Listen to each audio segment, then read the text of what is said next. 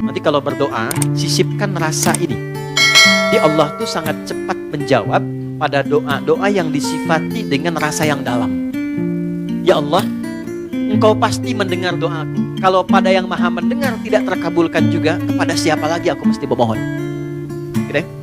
Oke? Ya Allah, Engkau yang titipkan dia kepadaku. Engkau yang jadikan dia sebagai anakku. Engkau yang jadikan dia sebagai pasanganku. Engkau yang titipkan dia bukan kepada yang lain. Ya Allah, Engkau yang menciptakannya, Engkau yang mengarahkannya. Maka mohon dengan segala keagungan-Mu ya Allah, jadikan kami orang-orang yang Engkau ridhai. Rubah kami menjadi lebih baik, lebih lembut, lebih damai, lebih tenang. Kalau dengan permohonan dan air mata aku tumpahkan belum juga terkabul, maka tunjukkan kepadaku saat ini dengan cara apa lagi bisa aku memohon padamu. Itu. Saya sering mengambil rasa itu dalam diri itu. Dan itu cepat, kadang-kadang belum minta sudah diberikan. Ya, dan di Quran banyak apa yang terjadi. Fanadatul malaika, kalau doanya benar turun malaikat langsung menyampaikan.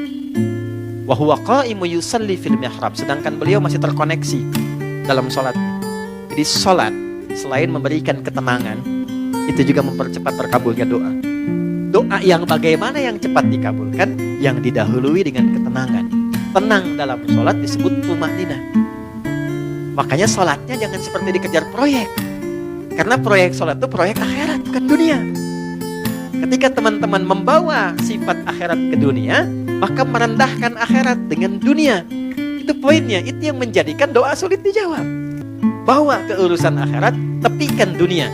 Itulah di awal jumpa kita katakan kenapa tangannya diangkat ke belakang begini, buang urusan dunia ke belakang. Karena yang kita kerjakan sekarang urusan akhirat. Itu hikmahnya, buang urusan dunia ke belakang. Problemnya ketika takbir dunia masih di bawah. Allahu Akbar. Duh, konten belum jadi nih. Sepatu ketinggalan nih, gitu kan? Ada di mana tadi nyimpen kendaraan, kan? Masuk. Padahal kata Nabi sederhana, buang urusan dunia ke belakang. Ya, angkat tangannya, buang urusan dunia ke belakang, pasrahkan kepada Allah. Lipat tangan begini, ya kan?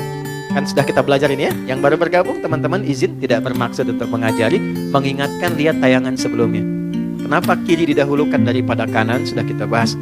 Kiri gambaran hal yang kadang-kadang divisualisasikan atau digambarkan hal yang kurang baik. Aliran kiri, tangan kiri, pekerjaan kiri kadang kurang bagus kan ya gambarannya. Maka kanan gambaran yang baik. Asal sholat itu asalnya begini. Tidak bersedekap. Terjadilah satu peristiwa, seseorang pernah berbuat salah, kesalahannya fatal. Lalu ia datang mengadu pada Nabi untuk konsultasi. Ya Nabi, hukum saya sekarang daripada saya malu dihukum Allah di akhirat. Sahabat itu dulu begitu. Saya pengen selesai di dunia, gak mau dibuka di akhirat. Karena kalau di dunia ditutup, viral di akhirat itu lebih banyak. Semua dibuka kan? Semua, sekarang mau ditutup bagaimana? Yang tahu mungkin kita pribadi, teman dekat. Tapi di akhirat semua tahu. Oh gitu Adi Hidayat, kelihatannya baik. Tapi dibuka satu-satu. Diperlihatkan. Ya, yang baik, yang buruk dibuka. Makanya visi sahabat, saya tidak mau di akhirat dibuka karena viralnya makin luas. Pengen diselesaikan di dunia. Jadi ketika Nabi akan sholat, datanglah orang sahabat ini, tidak disebutkan namanya. Kalau tidak disebutkan, perhatikan rumusnya ya, di tafsir, Quran dan hadis, kalau ada kejadian, tidak disebutkan siapa orangnya, kapan kejadiannya, tapi viral perbuatannya, ini ingin menunjukkan kesan bahwa perbuatan itu akan berpotensi lagi terjadi di masa depan dengan sosok yang berbeda, tapi dengan substansi yang serupa. Ya. Dia berbuat salah, kita pernah salah nggak? Pernah. Ya. Ada orang dulu gibah, pernah gibah nggak orang sekarang? Bahasa sekarangnya gosip, kan? Oke. Mencela dulu ada, sekarang ada nggak yang mencela? Ada, tapi kan nggak disebutkan siapa dulu yang pernah mencela. Artinya celaan itu akan terjadi lagi di masa depan. Ya, masalah dengan kawan, masalah dengan tetangga, masalah suami istri, masalah dengan anak, masalah dengan ibu mertua. Nggak pernah disebutkan siapa tokohnya, tapi suratnya ada, ayatnya ada, untuk memberikan kesan kalau terjadi begini cara menyelesaikannya. Maka dia katakan, ya Rasulullah, hukum saya salah. Hukum saya salah. Tibalah waktu sholat. Kata Nabi, kita sholat dulu, nanti habis sholat baru kita selesaikan. Maka saat sholat itulah turun Quran surah ke-11 Hud ayat 114. Aqimis sholata tarafain nahar wa zulafam minal lail. Perhatikan, ini indahnya. Innal hasanati yudhibnas sayyi'at. Tunaikan sholat, jangan tinggal. Tunaikan sholat, jangan pernah tinggal. Yang 5 waktu itu. Apa yang dahsyat dalam sholat itu?